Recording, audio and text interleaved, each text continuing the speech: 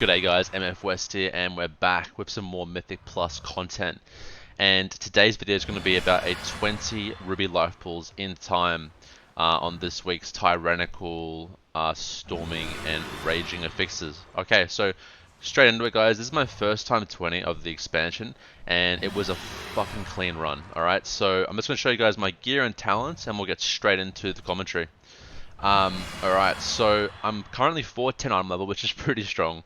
Four piece with Hunger of the Pack and a Algothar puzzle box, along with a 421 weapon, which I got in my vault. Yeah, I've got my embellishments are Lariat, Frostfire belt, and I've got and put the food buff one as well on the wrists, which doesn't count as a unique equipped embellishment. Okay. That's pretty much going to be my setup in terms of gear. In terms of talents, I've slightly changed my disease build.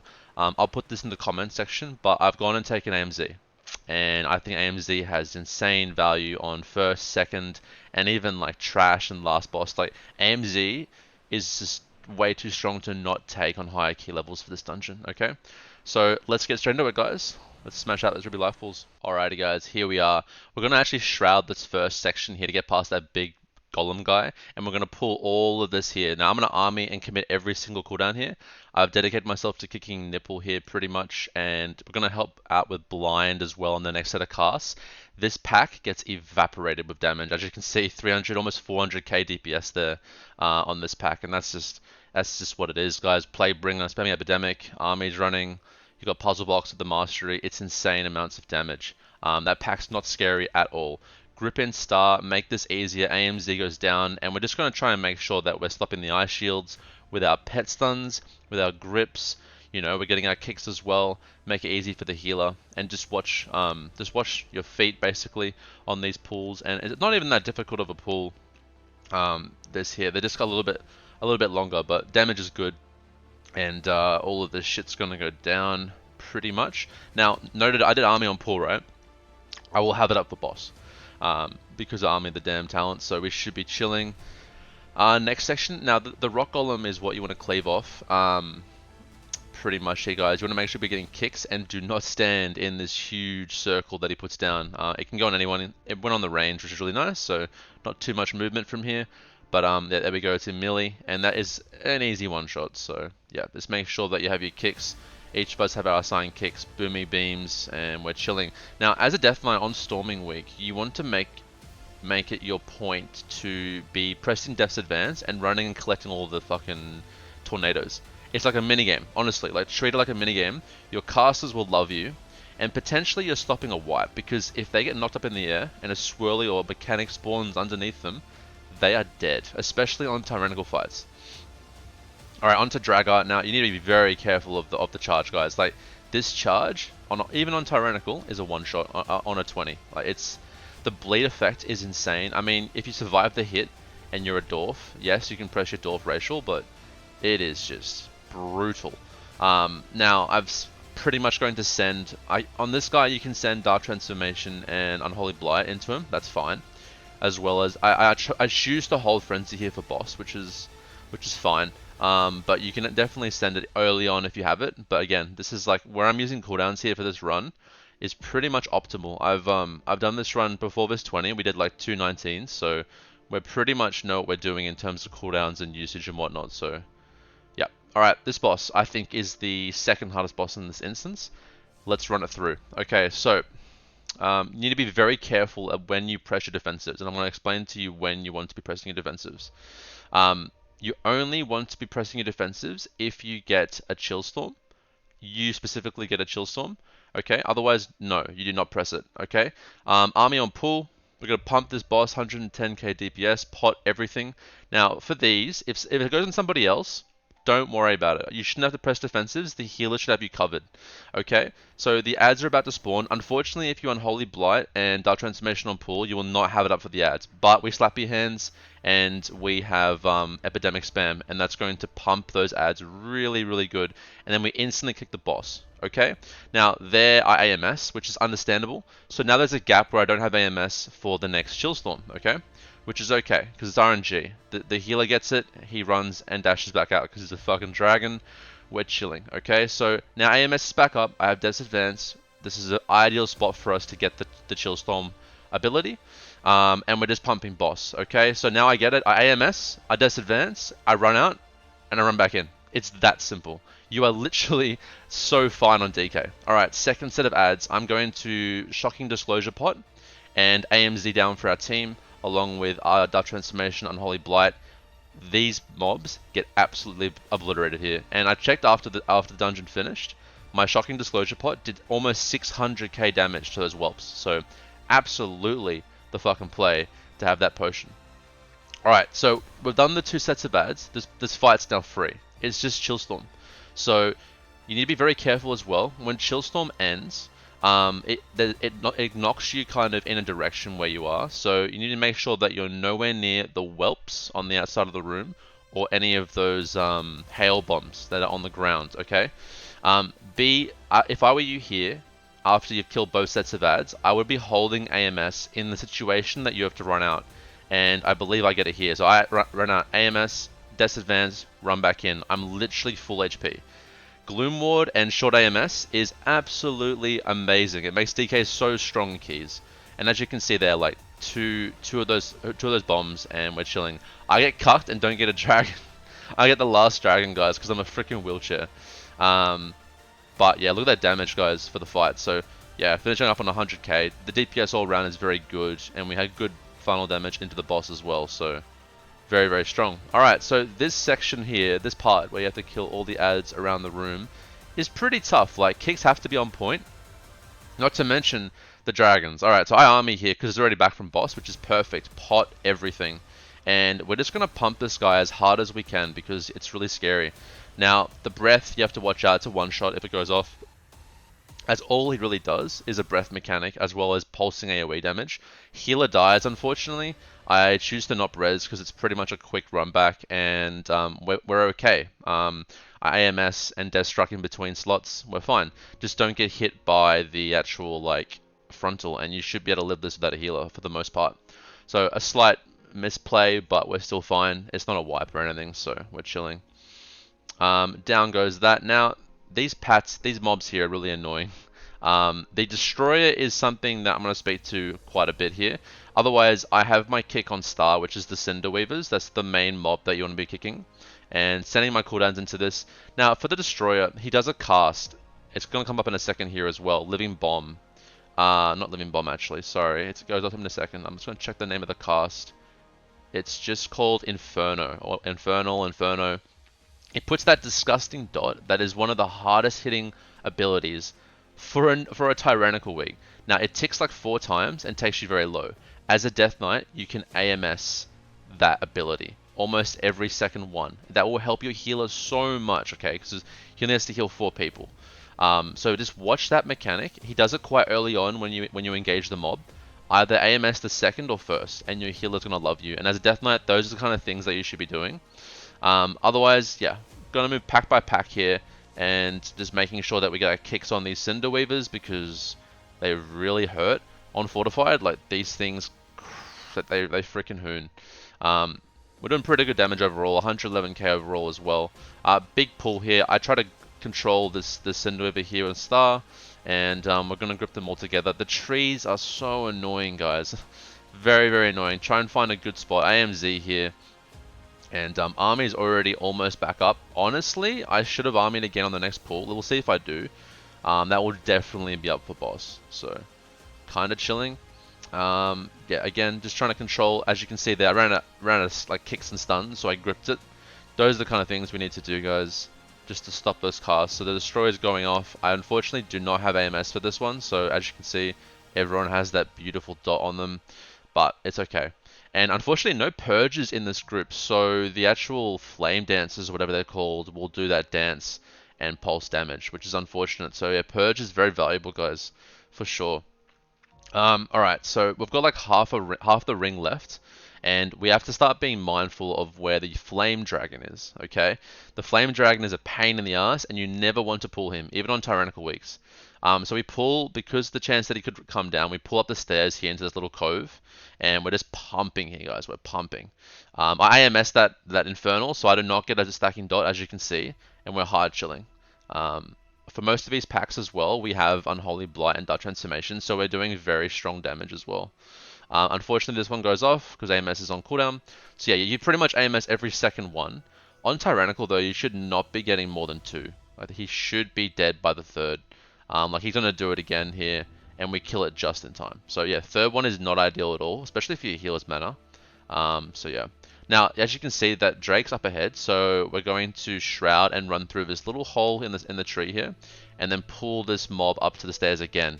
So I get my kick on the outer ad, the Cinder Weaver, and I'm gonna grip him over, and we're going to AMZ and pump here, guys. Okay, so yeah, same mob, same section. I don't AMS that because we're inside the AMZ, so it should be okay. But I think I might AMS the next one. Dude, these trees, holy shit. Yeah, I honestly should have AMS that. There's no reason why I didn't AMS that, so that's my bad. But we're chilling. The Evoker, the Preservation Heal is doing perfectly fine. So, yeah. Inferno, I AMS that. Okay, not bad. I AMS the third one, which is just not even that relevant because he's already dead, but it's fine.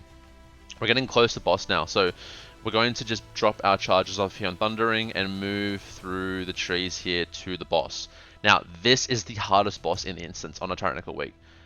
You can't change my mind that any boss is harder in this dungeon than this boss here. It requires perfect movement, perfect damage and kicks and healing, everything. This boss is a really good test for your group. Alright, so first up, the ad spawns. Now, as soon as the ad spawns, I'm getting first kick. We want to make sure we bait the boulder back. Perfect. The boulder is baited back. We get first kick and we kill. Ideally, these ads only need to be kicked twice. Now, as you can see, I'm trying to bait that boulder back. Decent to the side boulders are decent spawn like baits because they don't affect your running to the next area. So again, same thing. Ad spawns, bait back, boulder goes to the side. We're chilling. Get first kick. AMZ here for the eruption, or whatever it's called, infernal, and just kill him ASAP. We run again. She's a bit slow here. She goes into the side, which is perfect. We're going to come, bait back. It's so critical that all of you as a group are baiting correctly. And yeah, otherwise it makes the chance of you wiping or taking ticking damage from the lava that much higher. So we're all baiting here. We're trying to kill this ad here, and we're just pumping. I think the most amount of kicks we ever use on an ad is 3. And you can see like the tank. There are tank abilities that really hurt. So our healer's watching our tank very closely, and we're kind of managing our own personal CDs with these eruptions and AoE. Again, this is something that you can AMS as well to avoid, so keep in mind of that. Again, same thing. It's rinse and repeat every single time, but you have to execute it like 6 times to get it perfectly.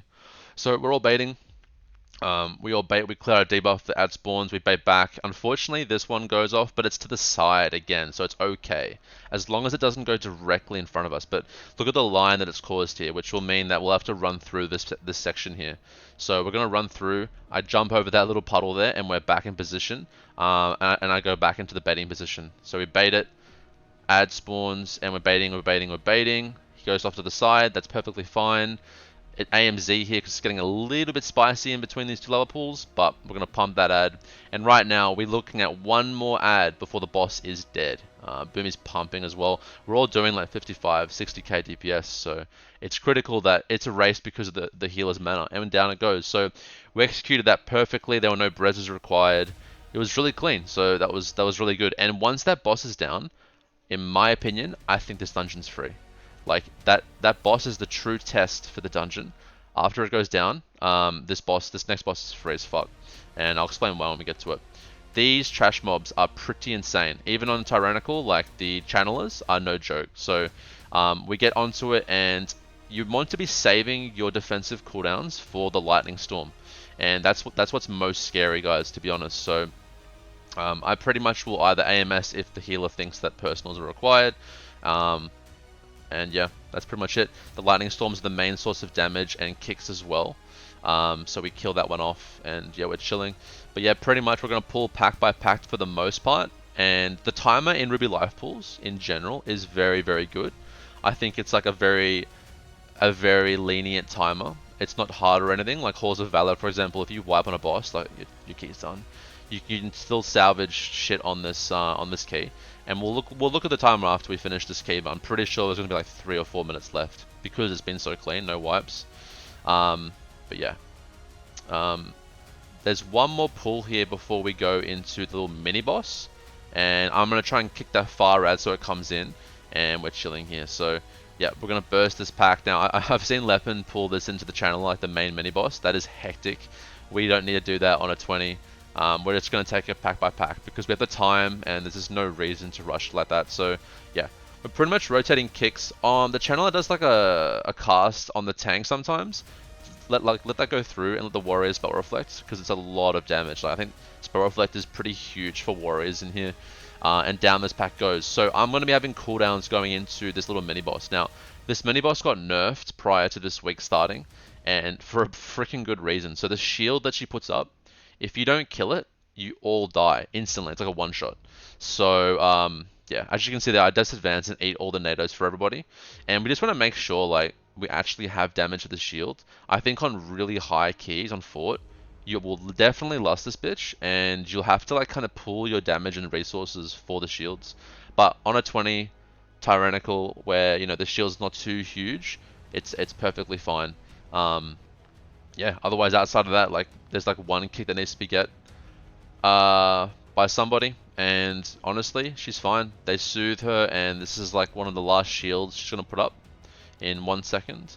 And this shield actually gets pretty damn close. Like, watch how close this shield is to not killing. Watch her HP.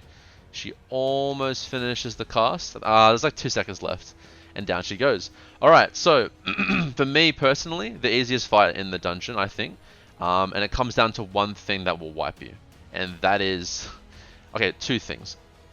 Poor puddle placement, and the second, the biggest one that will kill you is the fire debuff that gets put on you where you drop the actual lava. It fucking trucks. Like this thing, if you don't press anything, okay, plate we're okay because we have high HP. You will die in like 3 ticks if you don't have a defensive. Like it's so scary. It ticks really hard, and it's fucking respectable. Now, the dragon is what you should be focusing here, right? For 100%. Every time the dragon is in range to be hit it. Now I get flame spit here, and I actually AMS that. So this is huge. Let me actually go back and show you guys this. So flame spit's the mechanic that we get, which makes you drop the puddle, and this is a scary ability. So I see the flame spit like above my head, so I AMS because it's literally what you have to do. And I actually immune. There's like a slight delay from the dragon actually hitting me, and I immune it. So there's something to look at. You can actually immune the actual application of it, which is massive. I'm not sure if there was a delay or anything as a part of that, but every time you get the actual like the flame spit dot on you, like the puddle, you have to press something. AMS, I don't care, Lichborn, Healthstone, Health Pot, it is so scary. You will die if you don't use anything at all, or your healer is not in range to heal you. So again, Stormvein is okay, but the focus is the dragon. We get lucky and we get one more spawn of the dragon on top of us, and we just juice him as much as we can. I'm holding army this fight for when he actually jumps on, when Stormvein jumps onto the Drake, and we're just going to absolutely nuke him, guys. Watch my DPS here. I'm at 44k. I get really scared here. AMS, I live that fire debuff, and now we have Lust and Army. Now watch me just climb here, guys. Climbing, climbing, climbing. Absolutely juicing this dragon. I get AMZ here, so I get very unlucky. I get Flame Spit twice. So I AMZ myself because I had nothing else left. I think I even health potted as well to just to live. Like it was so scary, that situation there. Let me just go back to it. So yeah, I have nothing left here. IBF, AMZ, pretty much, and I literally just want to live. It's so scary. Like as a plate with high HP, we probably can live, but on higher keys, like you're gonna have to press something. It's the only thing that can kill you.